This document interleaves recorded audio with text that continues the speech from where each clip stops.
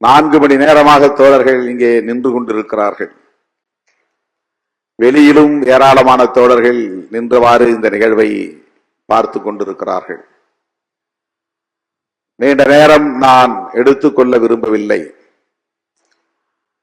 இந்த நிகழ்வில் பங்கேற்று உரையாற்றிய, விருது பெற்றுக் கொண்டு உரையாற்றி அமர்ந்திருக்கிற சான்றோர் பெருமக்கள் அனைவருக்கும் என்னுடைய நெஞ்சார்ந்த வாழ்த்துக்களை தெரிவித்துக் கொள்கிறேன். அத்துடன் இந்த விருதுகளை பெற்றுக் கொண்டதற்காக, ஏற்றுக்கொண்டதற்காக லட்சோப லட்சக்கணக்கான விடுதலை சிறுத்தைகளின் சார்பில் நன்றியையும் நான் உரித்தாக்குகிறேன். நம்முடைய திரைக்கலை நாயகர் பிரகாஷ் ராஜ் அவர்கள் அவருக்கே உரிய நடையில் மிக இயல்பாக ஒரு திரைக்கலைஞர் எவ்வாறு எத்தகைய உடல் மொழியோடு பேச முடியுமோ அப்படி நம்ம எல்லாம் கவரக்கூடிய வகையிலே உரையாற்றி அமர்ந்திருக்கிறார். அவரை நான் பெங்களூரிலே சந்திக்கிற வாய்ப்பு கிடைத்தது. பெங்களூரில் இருந்து நம்முடைய தோழர்கள், பெங்களூர் ரவி, நம்முடைய மகானந்த், வெங்கடேஷ் போன்ற தோழர்கள் எல்லாம் வந்திருக்கிறார்கள்.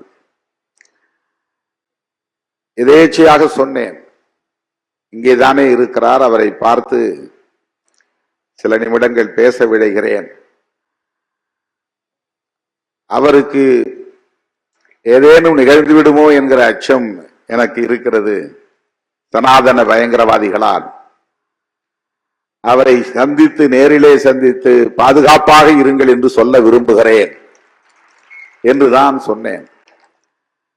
சில நிமிடங்களில் எனக்கு அவரோடு தொடர்பை ஏற்படுத்தி கொடுத்தார் நண்பர் கஜி என்பவர், அவருடைய நண்பர் ரவி அவர்களுக்கு நண்பர். தொலைபேசியில் நான் நீங்கள் இருக்கும் இடத்தை சொன்னால் நேரிலே வந்து பார்க்க விரும்புகிறேன் என்று சொன்னேன். இல்லை, நானே வருகிறேன், உங்களை பார்க்கிறேன், காலை உணவோடு இருவரும் சந்திப்போம் என்று அவர் சொன்னதும் நான் மற்றற்ற மகிழ்ச்சிக்கு ஆளானேன். அவர் சொன்னதை போல வந்தார், அழைத்தார், காலை உணவுக்கு சென்றோம். மிகச் சாதாரணமான மக்கள் கூடுகிற ஒரு உணவகத்தில் தான் சந்தித்தோம். பொதுவாக ஆக்டர் என்றால் ஸ்டார் ஹோட்டல்ல இருப்பாங்க, ஸ்டார் ஹோட்டல்ல தான் சந்திப்பு நடக்கும். அப்படி இல்லை, சாதாரண மக்கள் கூடுகிற ஒரு சிறிய எளிய உணவகம், பொதுவெளியில் அமர்ந்து சாப்பிடுகிற ஒரு உணவகம். அங்கேதான் அவர் இருந்தார். நாங்கள் போனோம், இருவரும் சந்தித்தோம். எனக்கு தயக்கம் இருந்தது. அவர் சொன்னதை போல அண்ணன் முத்தரசன் அவர்கள் எப்படி வேண்டாம் என்று மறுதளிப்பாரோ, அருள்மொழி அவர்கள் எப்படி இதை வேண்டாம் என்று சொல்வாரோ, அதை போல இவரும் வேண்டாம் என்றுதான் சொல்லுவார் என்பது நமக்கு தெரியும். அந்த தயக்கத்தோடு அவரிடத்திலே நான் நீண்ட நேரம் பேசிவிட்டு ஒன்றே ஒன்று உங்களுக்கு சொல்ல விரும்பினேன், பாதுகாப்பாக இருங்கள், சனாதன பயங்கரவாதிகள் எதையும் செய்வார்கள் என்று அவரிடத்திலே சொன்னேன். அப்போதுதான் அவருடைய அனுபவத்தை எல்லாம் பகிர்ந்து கொண்டார். கௌரி லங்கேஷுக்கும் அவருக்கும் இடையில் இருந்த நட்பை, உறவை, நீண்ட பயணத்தை பகிர்ந்து கொண்டார். அவருடைய தந்தை லங்கேஷ் அவர்கள் எப்படிப்பட்ட அரசியலை சொல்லி தந்தார் என்பதையும் அந்த சிறிய நேர இடைவெளியில் எங்களோடு பகிர்ந்து கொண்டார். அதற்கிடையிலே பல பேர் வந்தார்கள், அவரை அடையாளம் கண்டு கொண்டார்கள், அவரோடு நின்று படம் எடுத்து கொண்டார்கள். இப்படி அது நடந்து கொண்டே இருந்தது. இதற்கிடையில் தான் நான் இந்த தகவலை சொன்னேன். ஆண்டுதோறும் நாங்கள் இப்படி ஒரு நிகழ்வை நடத்துகிறோம், உங்களுக்கு இந்த விருதை வழங்கலாம் என்று நான் விரும்புகிறேன், உங்கள் இசைவு தேவை என்று சொன்னதும் சற்று தயங்கியபடி இசைவை தந்தார். உங்களுக்காக, விடுதலை சிறுத்தைகளுக்காக நான் அந்த மேடையில் ஏறுகிறேன், பெற்றுக்கொள்கிறேன். பொதுவாக அரசியல் மேடைகளில் என்னை அடையாளப்படுத்திக் கொள்வதில்லை. அரசியல் தலைவர்களோடு தொடர்பு இருந்தாலும் கூட அப்படி அடையாளப்படுத்திக் கொள்வதில்லை. விடுதலை சிறுத்தைகளுக்காக நான் அந்த மேடைக்கு வருகிறேன் என்று சொன்னார். உங்கள் சார்பில் நான் மீண்டும் அவருக்கு எனது நெஞ்சார்ந்த நன்றியை உரித்தாக்குகிறேன்.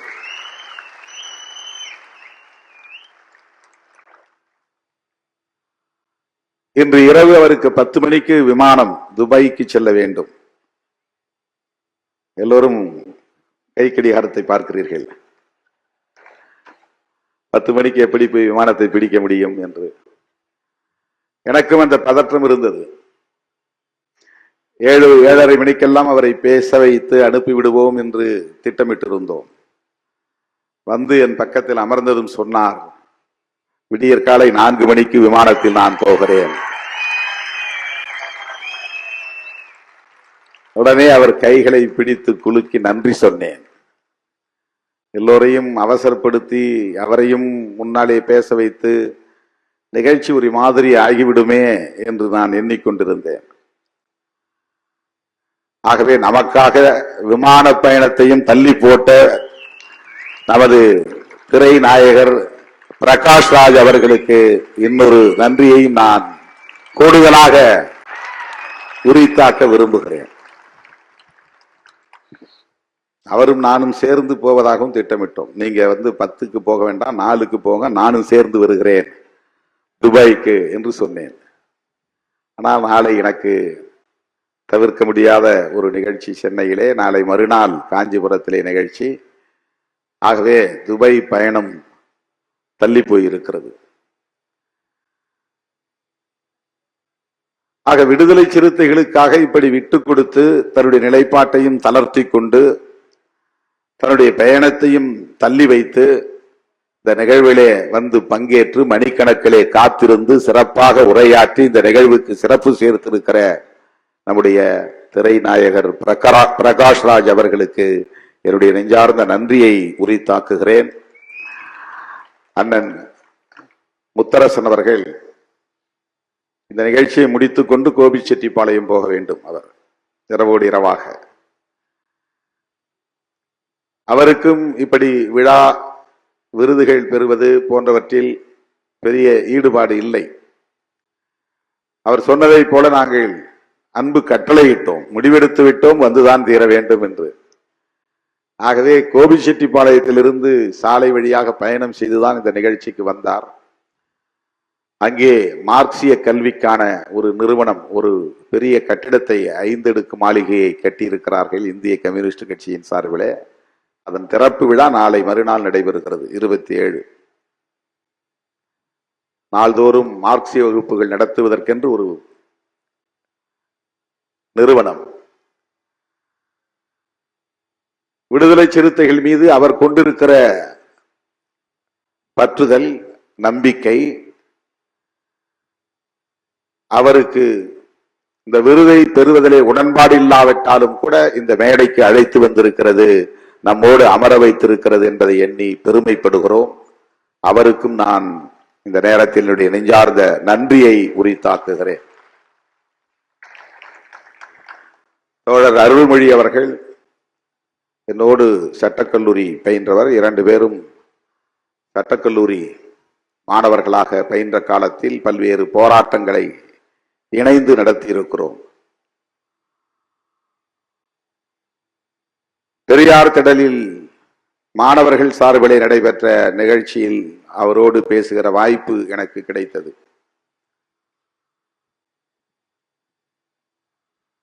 நவோதயா கல்வி திட்டத்தை எதிர்த்து சட்டக்கல்லூரி வாசலின் முன்னால் அந்த ஆணையை தீயிட்டு கொளுத்தி போராடி இருக்கிறோம்.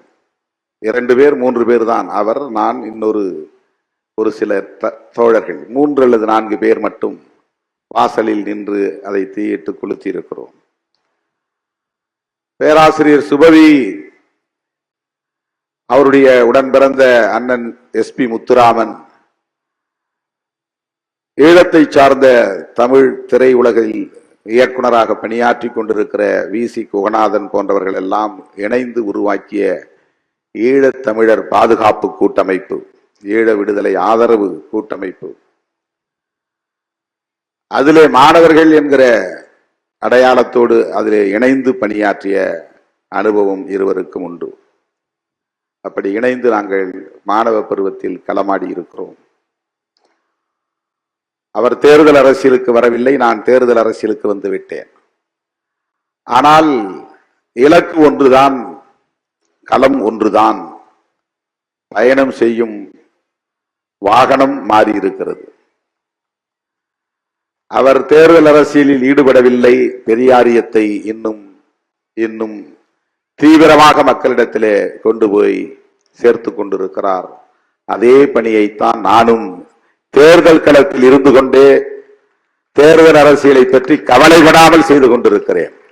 இதனால் என்ன பாதிப்பு ஏற்படும் என்பதை பற்றி நான் கவலைப்படவில்லை.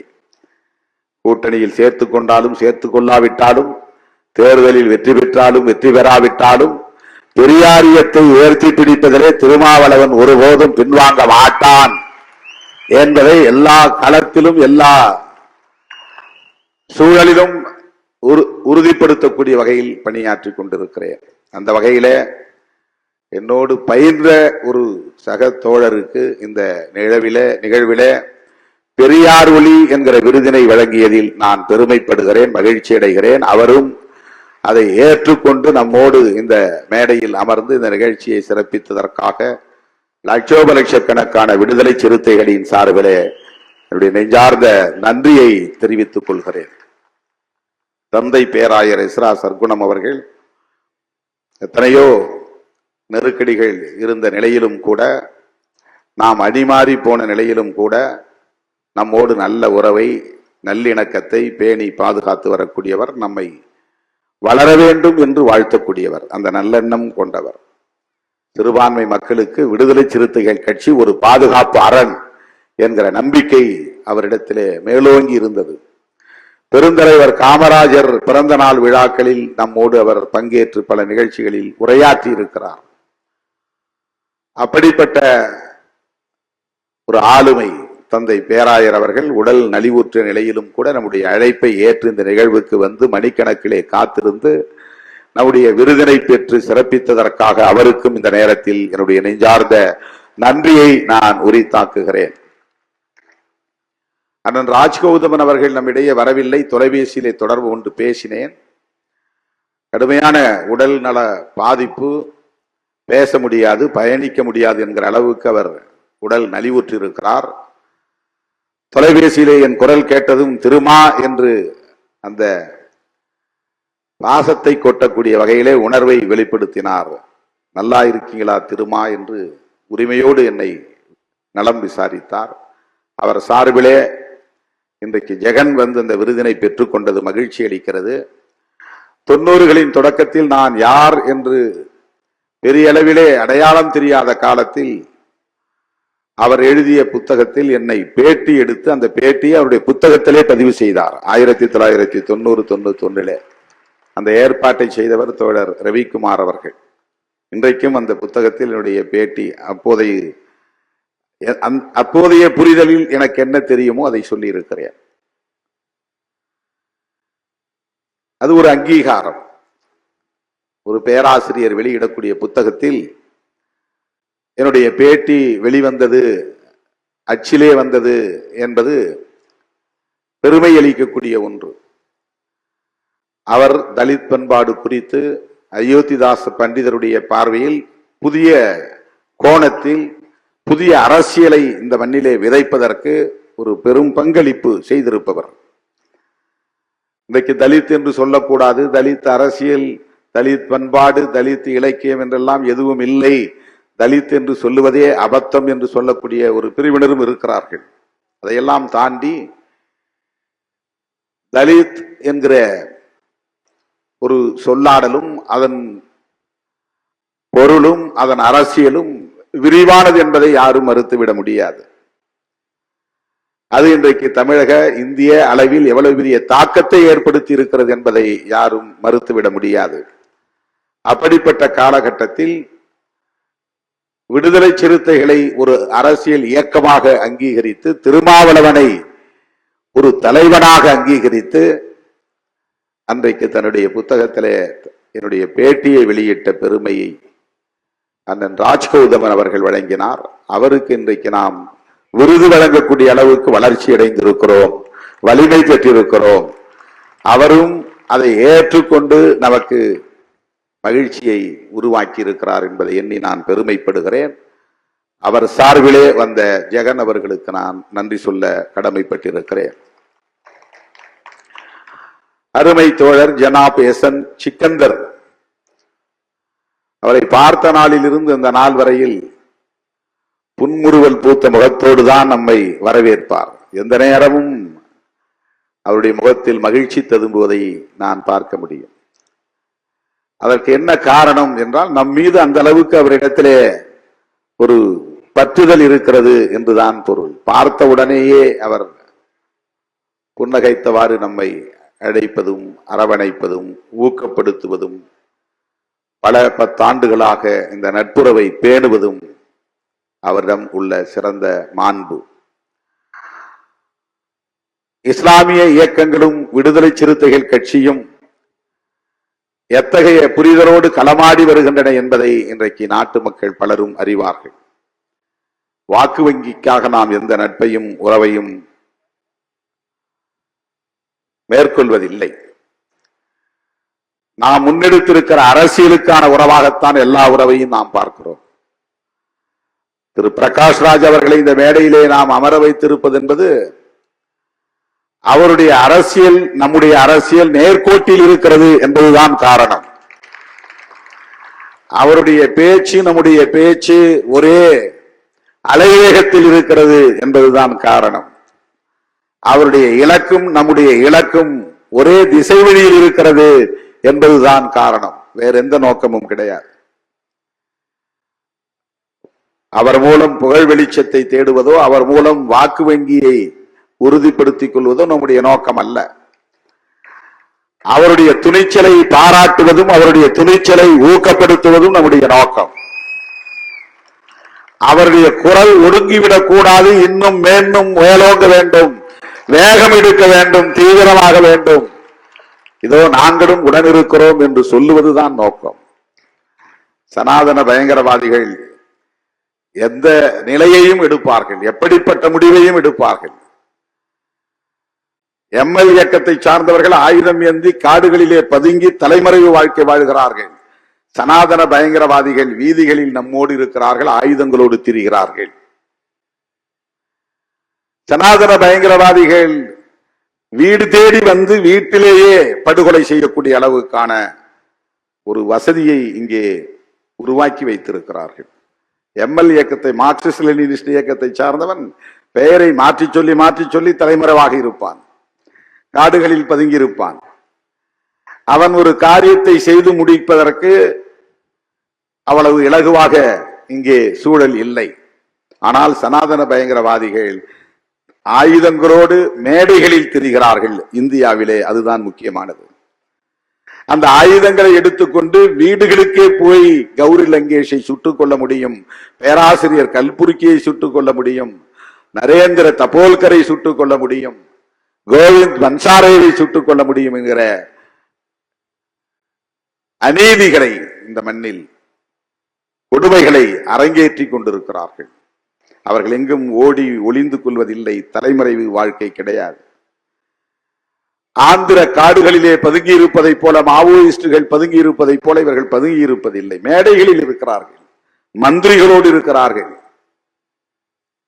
ஆயுதங்களோடு திரிகிறார்கள். அப்படிப்பட்ட சூழலிலே பிரகாஷ்ராஜ் போன்றவர்கள் பாதுகாப்பாக இருக்க வேண்டும் என்கிற ஒரு உணர்வு எனக்குள் ஒரு உந்துதலாக எழுந்தது. அவர் ஒருவேளை வேறு வேண்டாம் என்று சொன்னாலும் பரவாயில்லை, ஆனால் அவரை பார்த்து கையை பிடித்து குலுக்கி வாழ்த்த வேண்டும், அவரை ஊக்கப்படுத்த வேண்டும், பாதுகாப்பாக இருங்கள் என்று சொல்லிவிட்டு வர வேண்டும் என்பதற்குத்தான் நான் அந்த முயற்சியை எடுத்தேன். தோழர்களே, இந்த மண்ணில் எப்படிப்பட்ட பயங்கரவாதம் தலைவிரித்தாடுகிறது, இந்த பயங்கரவாத சக்திகளிடையே நாம் எவ்வாறு ஒருங்கிணைந்து செயல்பட வேண்டியிருக்கிறது என்பதை இன்றைக்கு விடுதலை சிறுத்தைகள் கட்சி உணர்ந்திருப்பதால் தான் இஸ்லாமிய இயக்கங்களோடு அந்த நட்புறவை, நாம் நல்லிணக்கமான உறவை பேணி பாதுகாத்து வருகிறோம். ரொம்ப அருமையா சொன்னார் பிரகாஷ்ராஜ் அவர்கள். சிறுபான்மையினரை பாதுகாப்பதுதான் பெரும்பான்மையினரின் கடமையாக இருக்க வேண்டும். அதுதான் புரட்சியாளர் அம்பேத்கருடைய அரசியல், தந்தை பெரியாரின் அரசியல். ஏன் அவருக்கு அம்பேத்கர் சுடர் விருதினை வழங்கியிருக்கிறோம் என்பதற்கு இதைவிட வேற என்ன சான்று வேண்டும்? அம்பேத்கரின் பார்வை அவரிடத்தில் மேலோங்கி இருக்கிறது. பெரும்பான்மை சமூகத்தினரின் கடமை சிறுபான்மையினரை பாதுகாப்பாக வைத்திருப்பதுதான், அச்சுறுத்துவதல்ல. அதுதான் அவருடைய பார்வை, அதுதான் அம்பேத்கர் பார்வை. ஆகவே இஸ்லாமிய சமூகத்தினரோடு நாம் கொண்டிருக்கிற உறவு என்பது அந்த அரசியல் பார்வையுடன் கூடிய உறவு. அந்த வரிசையிலே எல்லா இஸ்லாமிய இயக்கங்களோடும் இன்றைக்கு நல்லிணக்கமாக இருக்கிற ஒரே அரசியல் இயக்கம் விடுதலை சிறுத்தைகள் கட்சி. அந்த வரிசையிலே நம்முடைய SN சிக்கந்தர் அவர்கள் நம்மை நேசிப்பவர், நம் இயக்கத்தை வளர வேண்டும் என்று விரும்புகிறவர், இயக்கம் வளர வேண்டும் என்று விரும்புகிறவர், வாழ்த்தக்கூடியவர். அவர் இந்த மேடையிலே வந்து நம்முடைய விருதினை பெற்றுக் கொண்டது, காயிதே மில்லத் பிறை என்கிற விருதினை பெற்றுக் கொண்டது மகிழ்ச்சி அளிக்கிறது. அவருக்கும் இந்த நேரத்தில் என்னுடைய நெஞ்சார்ந்த நன்றியை தெரிவித்துக் கொள்கிறேன். தோழர் ரவிக்குமார் அவர்கள் மூலம்தான் நமக்கு பெரியவர், மூத்த தமிழ் அறிஞர், கல்வெட்டியல் அறிஞர் சுப்பராயு அவர்களை தெரியும். இந்த ஆண்டு செம்மொழி ஞாயிறு யாருக்கு தருவது என்கிற ஒரு யோசனையில் நான் இருந்தபோது தோழர் ரவிக்குமார் அவர்களோடு நான் தொலைபேசியிலே பெங்களூரில் இருந்து பேசிய போது அவர் முன்மொழிந்த பெயர்தான் கல்வெட்டியல் அறிஞர் ஏ சுப்பராயு அவர்கள். அவரை பற்றிய குறிப்புகள் படித்த போது வியப்பை தந்தன. இந்த அளவுக்கு அவர் கடுமையாக உழைத்து தமிழ் சமூகத்தின் வரலாற்றை வெளிச்சத்திற்கு கொண்டு வந்திருக்கிறார். அவங்க பேசுகிற போதே சொன்னார், நீங்கள் எல்லாம் எந்த அளவுக்கு கவனித்தீர்கள் என்று தெரியவில்லை. அந்த காலத்தில் அரசர்களாக இருந்தவர்கள், மாமன்னர்களாக இருந்தவர்கள், சோழர் காலமாக இருந்தாலும் அல்லது எந்த ஆட்சி காலமாக இருந்தாலும் அவர்கள் உருவாக்கி வைத்த கல்வெட்டுகளில் பிராமணர்களுக்கு எவ்வளவு முக்கியத்துவம் இருந்தது. அந்த ஊர்கள் 1000 ஊர்கள் என்றால் அதில் 500 ஊர்கள் அல்லது 600 ஊர்கள் பிராமணர்கள் வசித்த வசிப்பிடமாக இருந்தன. அந்த வசிப்பிடங்கள் எவ்வாறு உருவாயின, அவர்களுக்கு ஏன் அவர்கள் அவ்வளவு முக்கியத்துவம் தந்தார்கள், இந்த வர்ணாசிரம தர்மம் என்கிற மனு தர்மம் எப்படி இந்த சமூகத்தில் இன்றைக்கு நிலை பெற்றிருக்கிறது, அந்த நிலை பெறுவதற்கு கோவில் எந்த அளவுக்கு பங்களிப்பு செய்திருக்கிறது, கோவில்தான் இங்கே சனாதன தர்மம் நிலை பெற்றிருப்பதற்கு காரணமாக இருக்கிறது. இதுதானே பெரியார் பார்வை, இதுதான் கல்வெட்டியல் அறிஞர் சுப்பராயு அவர்களின் பார்வை, இதுதான் அம்பேத்கர் பார்வை, இதுதான் கல்வெட்டியல் அறிஞர் சுப்பராயு அவர்களின் பார்வை. ஆகவே இந்த மண்ணில் ஆட்சியாளர்கள், மாமன்னர்கள் எப்படியெல்லாம் சனாதன தர்மத்தை நிலைவரச் செய்வதற்கு பங்களிப்பு செய்திருக்கிறார்கள், அறிந்தோ அறியாமலோ என்பதை இன்றைக்கு வரலாற்று அடிப்படையிலே அறிந்துணர்வதற்கு ஏதுவாக அவருடைய ஆய்வுகள் அமைந்திருக்கின்றன. அப்படிப்பட்ட ஒரு சிறந்த ஆய்வறிஞர், வரலாற்றியல் அறிஞர், கல்வெட்டியல் அறிஞர் சுப்பராயு அவர்கள் நம்முடைய அழைப்பை ஏற்று வருகை தந்து விருதினை பெற்று நமக்கு சிறப்பு சேர்த்ததற்காக விடுதலை சிறுத்தைகளின் சார்பில் அவருக்கும் என்னுடைய நெஞ்சார்ந்த நன்றியை தெரிவித்துக் கொள்கிறேன், பாராட்டுகளை தெரிவித்துக் கொள்கிறேன். அருமை தோழர்களே, தோழர் அருள்மொழி அவர்கள் ஒரு வேண்டுகோளை வைத்தார் அல்லது ஒரு அறிவுறுத்தலை தந்தார். அதற்கு தோழர் ரவிக்குமார் அவர்களும் இங்கே விடையிறுத்தார். மகளிர் பெயரில் ஒரு பெண்மணியின் பெயரில் விருதினை அறிவிக்க வேண்டும் என்பது, அதிலே 100 விழுக்காடு நமக்கு உடன்பாடு இருக்கிறது, அதிலே எந்த மாற்று கருத்தும் இல்லை. மார்க்ஸ் மாமணி என்கிற விருதினை கூட நாங்கள் இப்போது அண்மையிலே தான் அறிவித்தோம். இது 3வது ஆண்டு. முதல் ஆண்டு இரா ஜவஹர் பெற்றுக்கொண்டார், 2வது ஆண்டு தோழர் கே பாலகிருஷ்ணன் பெற்றுக்கொண்டார், 3வது விருதினை அண்ணன் முத்தரசன் அவர்கள் பெற்றிருக்கிறார். அப்படி நாம் எடுத்தால் ஏராளமான பெயர்களில் சிங்காரவேலர் பெயரில் விருது வழங்க வேண்டும் என்ற ஆலோசனையும் இருக்கிறது. ஏன் ரெட்டமலை சீனிவாசன் பெயரில் தரக்கூடாதா என்கிற கேள்வி இருக்கிறது. இப்படி பல பேர் பல ஆலோசனைகளை தந்து கொண்டே இருக்கிறார்கள். உள்ளபடியே நாம் தோழர் ரவிக்குமார் அவர்கள் சொன்னதை போல அம்பேத்கர் பெயரில் தலித் அல்லாதவர்கள், தலித்துகளுக்கு பணியாற்றி கொண்டிருக்கிற, தலித் விடுதலைக்கு பணியாற்றி கொண்டிருக்கிற அந்த ஆளுமைகளை சிறப்பிக்க வேண்டும், அவர்களை ஊக்கப்படுத்த வேண்டும் என்கிற ஒற்றை நோக்கத்திற்காகத்தான் இந்த நிகழ்ச்சியை நாம் தொடங்கினோம். பிறகு ஒன்றொன்றாக இதை சேர்த்து கொண்டோம். ஆனால் ஒரு பெண்மணியின் பெயரால் விருது இல்லை என்பது உண்மைதான். ஆனால் ஒவ்வொரு ஆண்டிலும் ஏதேனும் ஒரு பெண்மணிக்கு விருது வழங்கிக் கொண்டே இருக்கிறோம்.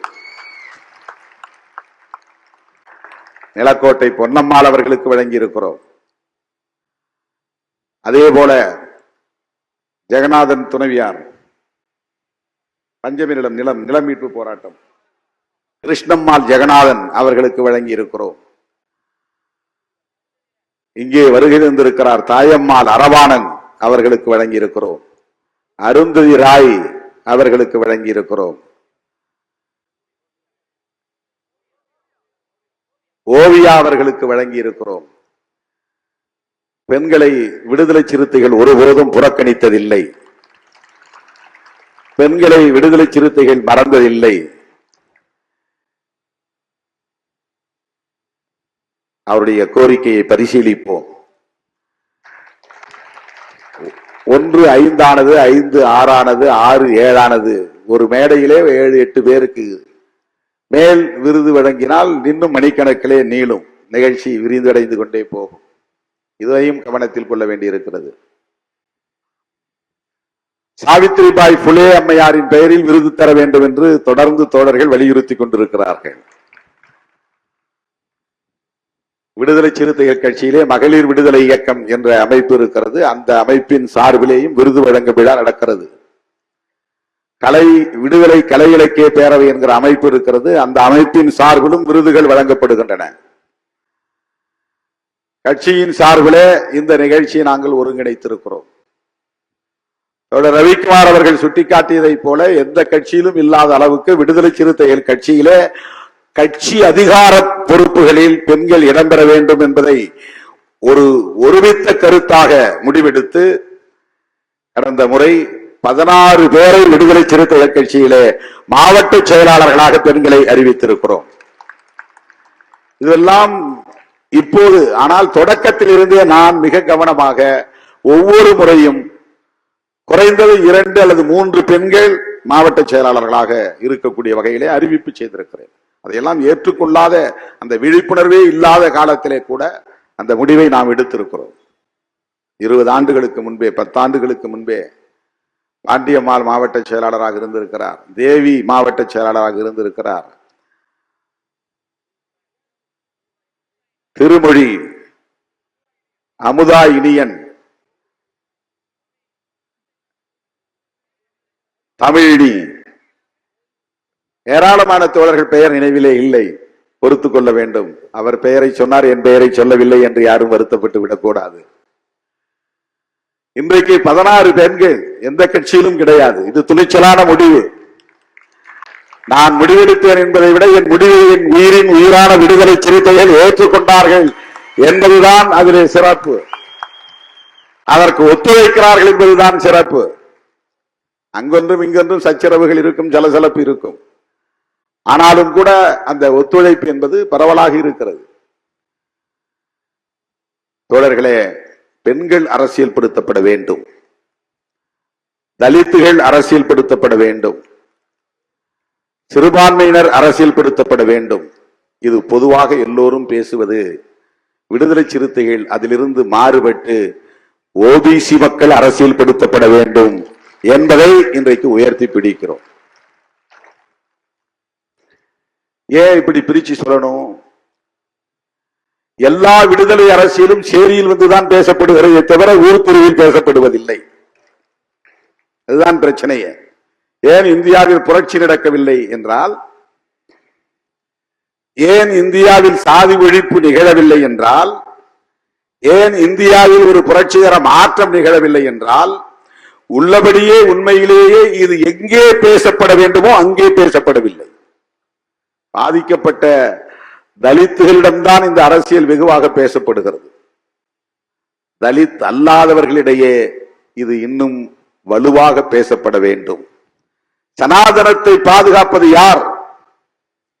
சனாதன சக்திகளுக்கு உற்ற துணையாக இருப்பது யார்? பார்ப்பனர்கள் உண்ட எச்சில் இலையில் படுத்து உருண்டால் புண்ணியம் கிடைக்கும் என்பதை ஏற்றுக்கொண்டு நம்பி அந்த எச்சில் இலைகளில் உருளுவது யார்? இதையும் கவனிக்க வேண்டியிருக்கிறது. 19 யாரோ பார்ப்பனர் அல்லாதவர்கள் என்று பார்த்துவிட்டு போய்விட முடியாது.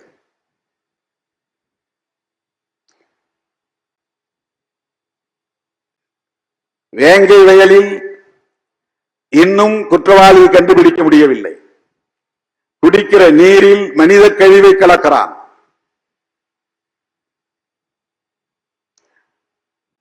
கோவிலுக்குள் நுழைய முடியவில்லை. அழைத்து வந்த மாவட்ட ஆட்சியரை அவர் முன்னாலேயே சாதி பெயரை சொல்லி அங்கே ஒரு சாதாரண பெண்மணி கேவலப்படுத்தி பேசுகிற நிலை இருந்தது.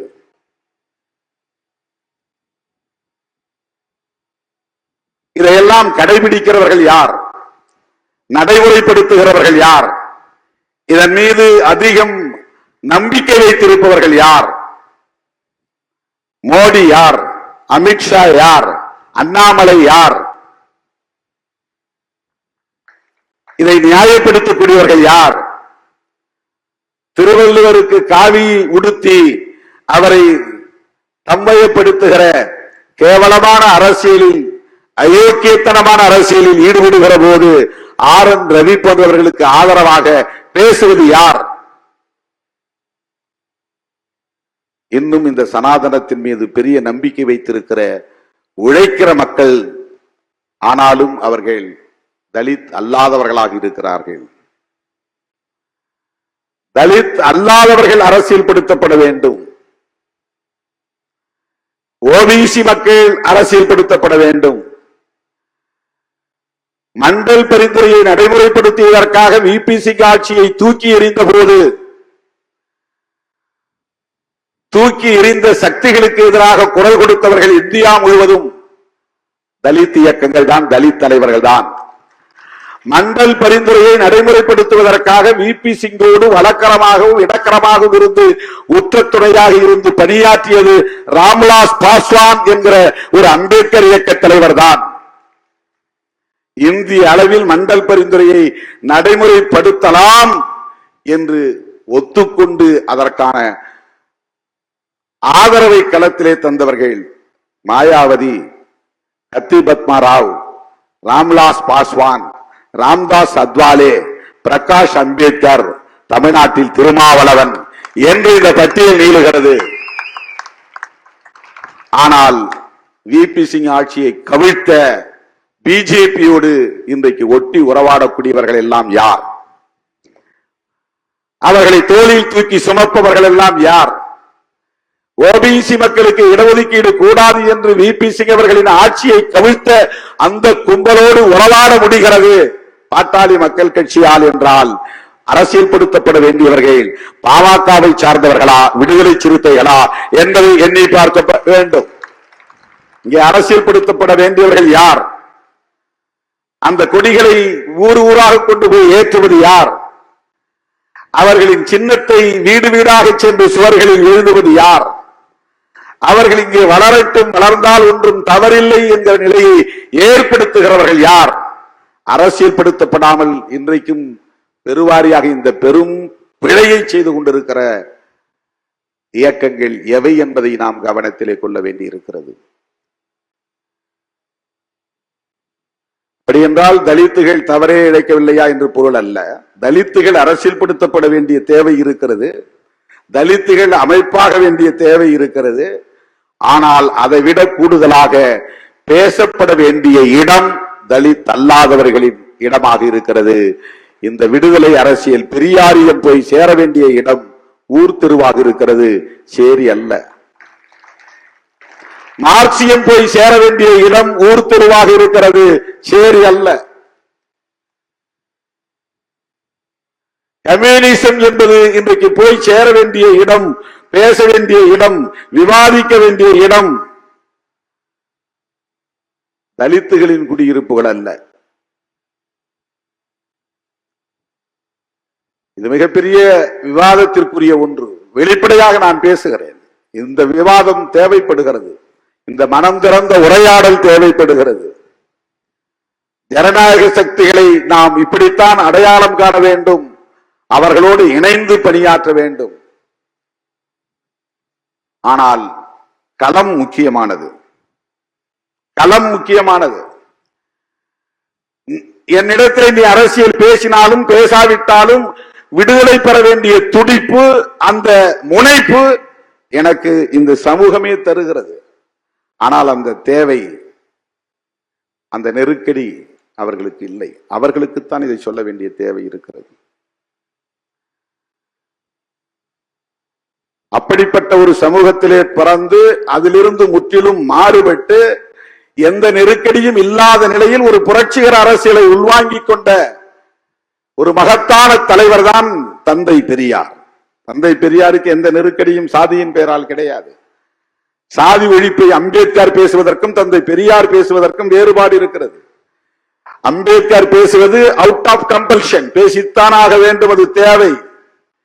தந்தை பெரியாருக்கு அப்படி ஒரு எந்த கம்பல்ஷனும் கிடையாது, எந்த நிர்பந்தமும் கிடையாது. ஆனால் பேசுகிறார், பேசினார், பல நெருக்கடிகளை சந்தித்தார். கம்யூனிஸ்ட் இயக்கங்களில் எப்படி பலர், ஏராளமான தோழர்கள் தியாகம் செய்திருக்கிறார்கள். நாமெல்லாம் இந்த மண்ணிலே ஒரு இயக்கமாக தோன்றாத காலத்திலேயே இந்த பிரச்சனைகளுக்காக போராடி ரத்தம் சிந்தியவர்கள் கம்யூனிஸ்டுகள்.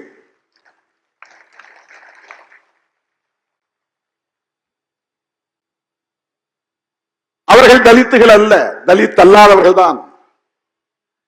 போராட்ட களத்திலே நிற்பவர்கள், அதிலிருந்து இயக்க சக்திகளாக மாறியவர்கள். ஆனால் இன்னும் தலித் அல்லாத சமூகத்திடம் போய் சேர வேண்டியது இருக்கிறது. இந்த அரசியல், இந்த விழிப்புணர்வு, இந்த பிரச்சாரம் என்பது மிக முக்கியமானது. தேர்தல் வரும் போகும், சில கட்சிகள் வெற்றி பெறும், சில கட்சிகள் தோல்வியுறும். ஆனால் சமூக கட்டமைப்பு அப்படியே நீடிக்கிறது, தொடர்கிறது. எந்த மாற்றமும் அதிலே அடிப்படையிலே நிகழவில்லை என்பதுதான் யதார்த்தமான உண்மை.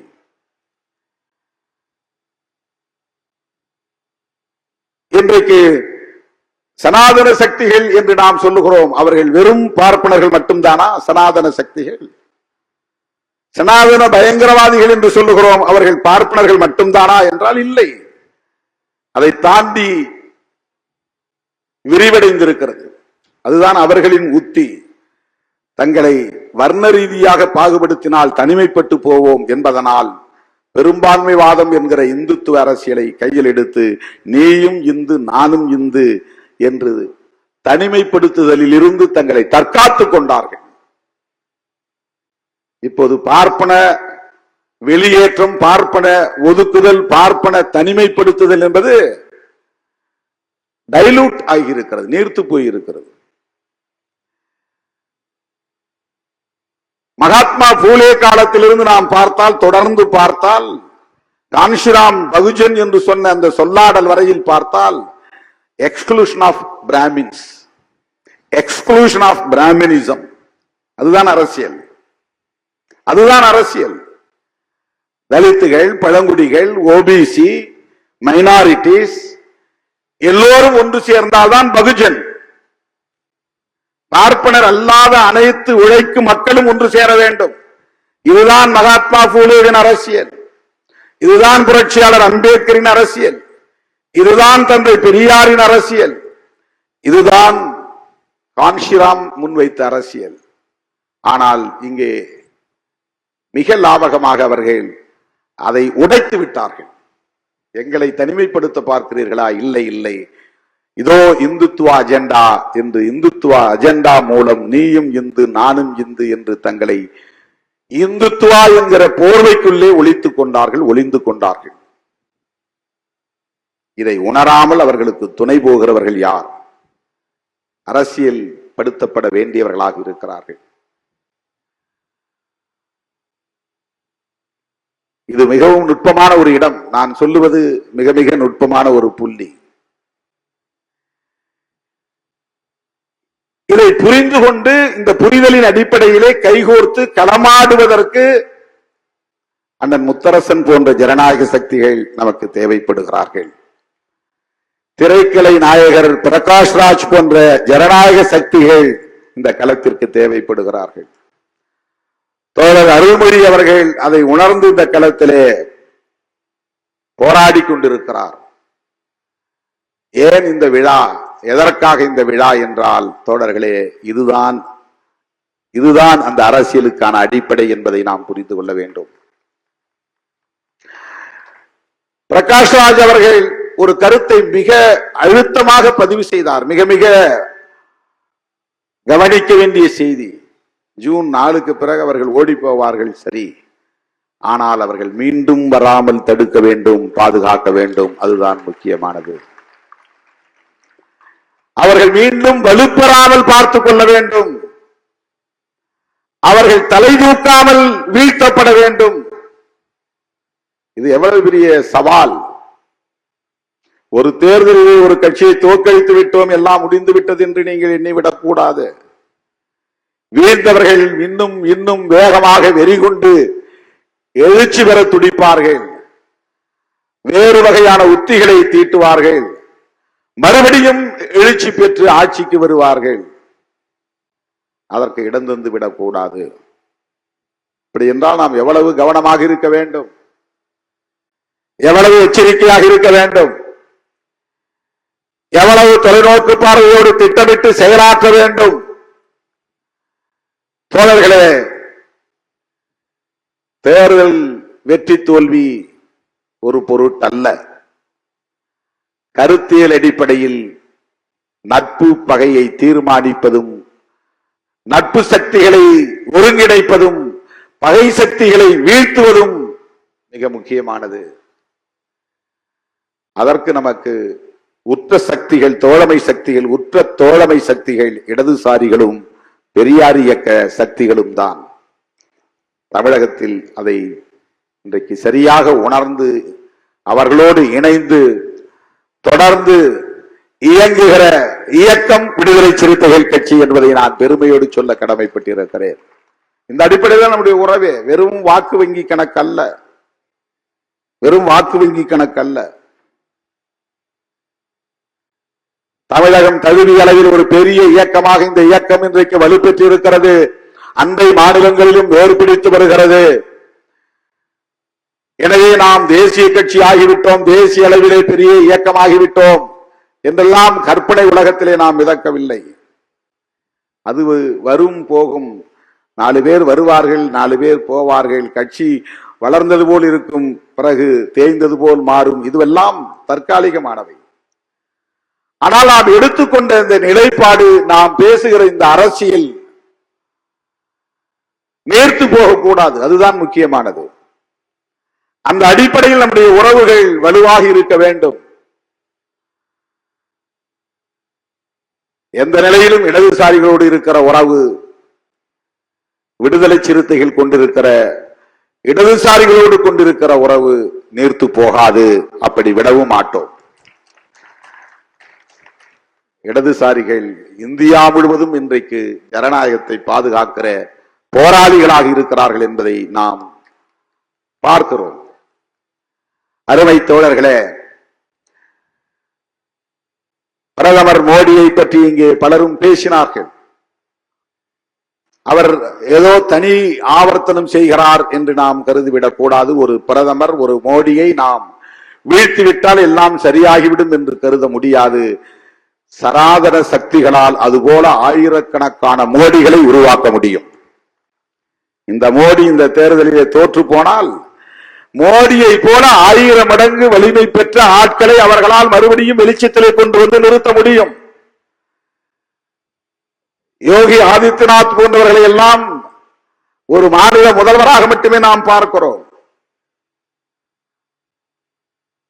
நாளை மோடி இடத்திலே அவர் வந்து அமர்வதற்கு வாய்ப்பு இருக்கிறது. மோடியை விட பன்மடங்கு சனாதனத்தை உயர்த்தி பிடிப்பதிலே உறுதியான ஒரு நபர். இந்தியா முழுவதும் அப்படி அவர்கள் ஆட்களை உருவாக்கி வைத்திருக்கிறார்கள்.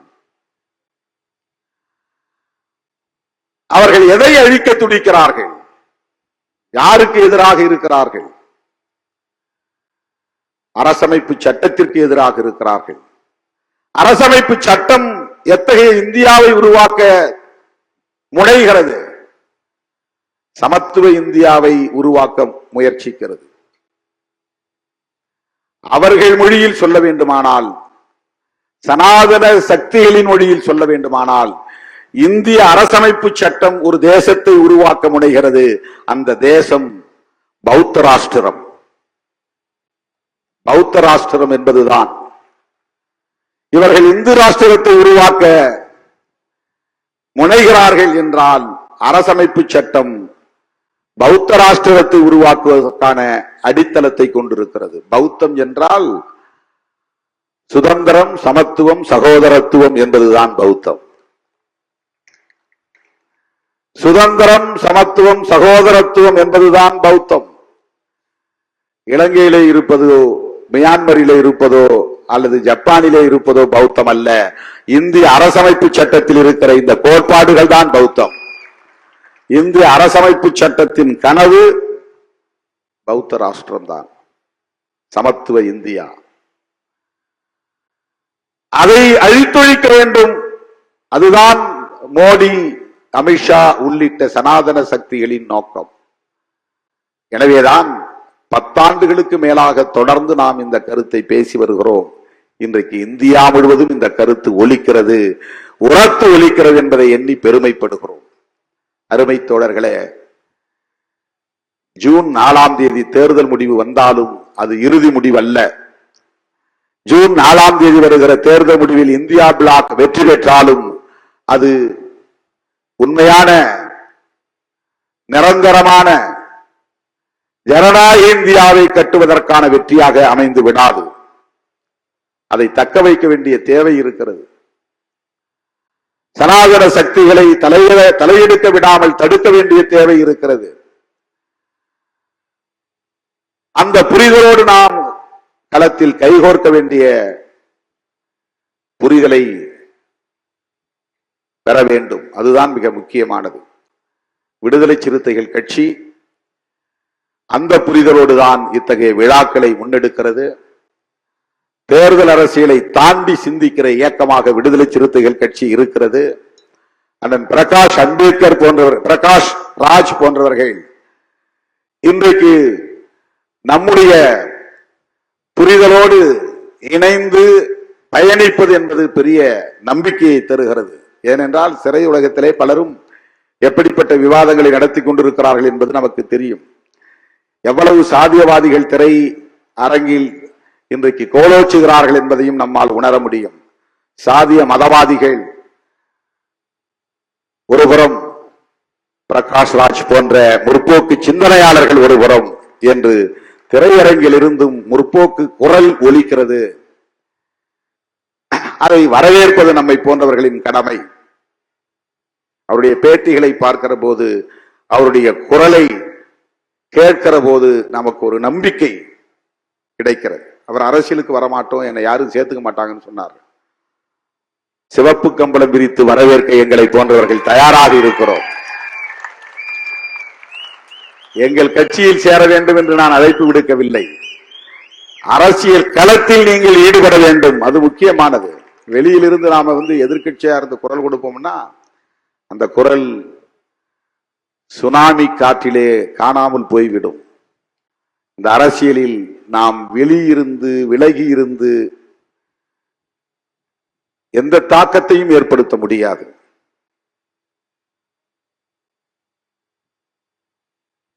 நான் பலவீனமாக உணர்கிறேன் என்று கருத வேண்டாம். 35 ஆண்டு கால அனுபவத்திலிருந்து நான் இதை சொல்லுகிறேன். தோழர் ரவிக்குமார் அவர்களை அப்படித்தான் நான் சொன்னேன். நீங்கள் ஒரு இயக்கத்திலே உங்களை இணைத்துக் கொண்டு உங்கள் சிந்தனைகளை மக்களிடத்திலே கொண்டு போய் சேருங்கள். ஒரு தனி நபராக இருந்து எவ்வளவுதான் நீங்கள் சிந்தித்தாலும் எழுதினாலும் அது பெரிய தாக்கத்தை ஏற்படுத்தாது. இந்த இயக்கத்திலே உங்களை இணைத்துக் கொள்ளுங்கள், வேலையை உதறிவிட்டு வாருங்கள் என்று பலமுறை அவரிடத்தில் நான் பேசியிருக்கிறேன். ஒவ்வொரு தோழரிடமும் அப்படி நான் உரையாடி இருக்கிறேன்.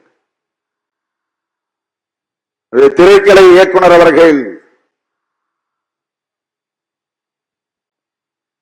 இன்றைக்கு அரசியல் களத்திலே உண்மையான ஒரு ஹீரோவாக இருக்கிறார் என்றுதான் நான் சொல்ல வேண்டும். அவர் வில்லன் அல்ல, இந்த வில்லன் ரோல் அல்ல, அரசியலில் ஒரு ஹீரோ ரோல் தான் அது. இப்படி பேசுவது என்பதே ஒரு ஹீரோவால் தான் முடியும். அரசியலில் திரையில் வேண்டுமானால் நீங்கள் வில்லனாக இருக்கலாம். உங்கள் உரையும் உங்கள் கருத்தும் இன்றைக்கு ஒரு கதாநாயகனுக்குரிய ஆளுமையை வெளிப்படுத்துகிறது. இதை நான் புகழுவதற்காக சொல்லவில்லை, உங்கள் உணர்வை அங்கீகரிப்பதற்காக சொல்லுகிறேன், மதிக்கிறேன் என்பதை வெளிப்படுத்துவதற்காக சொல்லுகிறேன். தேவைப்படுகிறார்கள்.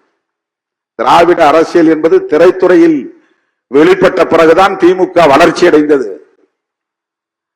திரைத்துறையிலே எம்.ஆர். ராதா போன்றவர்கள் பேசத் தொடங்கிய பிறகுதான், எம்ஜிஆர் போன்றவர்கள் அந்த கொடியை உயர்த்தி பிடித்த பிறகுதான், NSK போன்றவர்கள் நகைச்சுவை மூலம் அதை வெளிப்படுத்திய பிறகுதான், கலைஞர் அவர்கள் அதை காவியங்களாக படைக்க தொடங்கிய பிறகுதான் வெகு மக்களிடம் திமுக வேகமாக போய் சேர்ந்தது என்பதை யாரும் மறுத்துவிட முடியாது. திரைத்துறையில் இப்படிப்பட்ட முற்போக்கு சக்திகள் இன்னும் வலுவாக பேச வேண்டும். வெற்றிமாறன் போன்றவர்கள் இன்னும் பலர் உருவாக வேண்டும். பிரகாஷ்ராஜ் போன்றவர்கள் உருவாக வேண்டும். தம்பி ரஞ்சித், தம்பி மாரி ராஜ் போன்றவர்கள் இன்னும் ஏராளமானவர்கள் உருவாக வேண்டும். பெரியாரை பேசுகிறவர்கள், அம்பேத்கரை பேசுகிறவர்கள், மார்க்சை பேசுகிறவர்கள் திரைத்துறையிலும் ஆளுமை செய்ய வேண்டும். அண்ணன் முத்தரசன் அவர்கள் இன்றைக்கு அரிசி படத்தின் ஹீரோவாக நடித்துக் கொண்டிருக்கிறார். அந்த படம் விரைவில் வெளிவர இருக்கிறது. புகழுக்காகவா, பணத்துக்காகவா? இல்லை, அரசியலுக்காக, விவசாயிகளின் நலன்களுக்காக இன்றைக்கு அந்த பாத்திரத்தை ஏற்று அவர் நடிக்கிறார். என்னை திரைத்துறைக்கு அழைத்த போது எனக்கு எதுவுமே தெரியவில்லை திரைத்துறையை பற்றி. இப்போது யாரும் அழைக்கவில்லை. அப்போது வலிந்து வலிந்து அழைத்தார்கள். அப்போது நான் அதை உணரவில்லை. தோழர்களே, தமிழ்நாட்டு அரசியலில் திரைத்துறையின் பங்கு மகத்தானது. ஆகவே திரைத்துறையில் முற்போக்கு சிந்தனையாளர்கள் தேவை. முற்போக்கு சிந்தனையாளர்களின் ஆளுமை என்பது தேவை. நம்முடைய தோழர் அண்ணன் பிரகாஷ்ராஜ் அவர்கள் இவ்வாறு சிந்திப்பதும் செயல்படுவதும் ஏதோ பிஜேபியை எதிர்க்கிறார், மோடியை எதிர்க்கிறார் என்பதற்காக நாம் அவரை பாராட்டவில்லை. அவருடைய பார்வை பெரியார் பார்வையாக இருக்கிறது, அம்பேத்கர் பார்வையாக இருக்கிறது, மார்க்சிய பார்வையாக இருக்கிறது, கௌரி லங்கேஷின் கருத்தியலை வெளிப்படுத்தக்கூடிய ஒரு பார்வையாக இருக்கிறது என்பதால் அவரை நாம் போற்றுகிறோம், பாராட்டுகிறோம், வாழ்த்துகிறோம். உங்களை போன்றவர்களின் அரசியல் என்பது வாக்கு வங்கிக்கானதாக இருக்காது, சமூக மாற்றத்திற்கானதாக இருக்கும். எனவே நீங்கள் அரசியலில் விலகியிருந்து பெரிய தாக்கத்தை ஏற்படுத்தலாம் என்று நம்புவது ஒருபுறம் இருந்தாலும், அந்த நிலைப்பாட்டில் உறுதியாக இருந்து உங்கள் பணிகளை மேலும் முடுக்கிவிட வேண்டும். நாங்கள் உங்களோடு இருக்கிறோம், உற்ற துணையாக இருக்கிறோம் என்பதை சொல்ல கடமைப்பட்டிருக்கிறேன். என் உயிரின் உயிரான விடுதலை சிறுத்தைகளே, தேர்தல் முடிவுகளுக்கு பிறகு கட்சியின் மறுசீரமைப்பு பணியிலே மீண்டும் கவனம் செலுத்துவோம். எப்போதும் போல உங்களுடைய ஒத்துழைப்பு தேவை. எப்போதும் போல உங்களுடைய களப்பணிகள் இன்னும் தீவிரமடைய வேண்டும். நான் அழைத்த அழைப்பை ஏற்று ஓடோடி வந்து இந்த நிகழ்வை சிறப்பித்த உங்கள் அனைவருக்கும், இந்த நிகழ்வு சிறப்புற அமைவதற்கு பாடாற்றிய அனைவருக்கும், விருது பெற்ற சான்றோர் மக்கள் அனைவருக்கும் என்னுடைய நெஞ்சார்ந்த நன்றியை தெரிவித்து வாழ்த்து விடைபெறுகிறேன். நன்றி, வணக்கம்.